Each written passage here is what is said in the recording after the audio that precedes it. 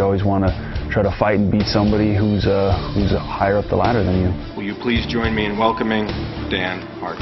He was coming off the title fight with George St. Pierre, so he had some status in the division. I thought it was a good style matchup.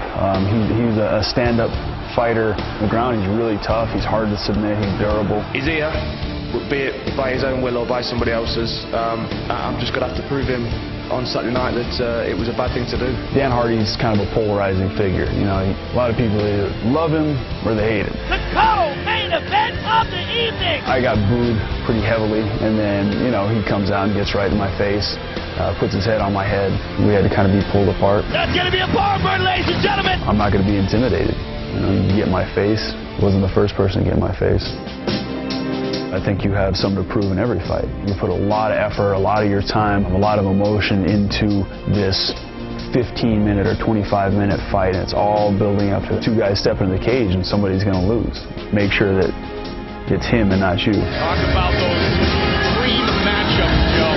This is one of them. Dan Hardy's a very dangerous guy. If you're in the UFC, you're probably one of the best martial artists in the world. So no matter who you are or who they are, there's always a chance that you could get knocked out. I had a pretty tactical approach to that fight. I knew exactly what I had to do. Carlos Condit is the type of guy that wants to beat you at your own game just to prove a point. He got a lot of power in his hands, but your punches come from your legs. So immediately I started working on the legs, working on his base.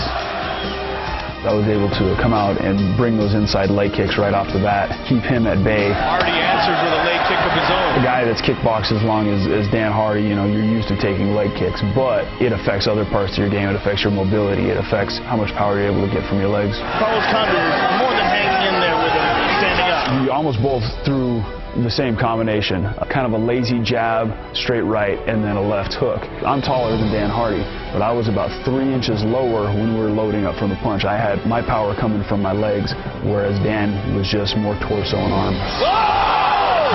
Absolutely! There was about 3 people screaming in that audience. My dad, my friend, and my wife.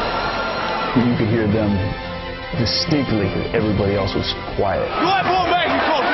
As much trash as Hardy had talked, being in his hometown with everybody booing me and rooting for their hometown guy, a lot of people telling me that I didn't have a chance in the fight. It was supremely satisfying.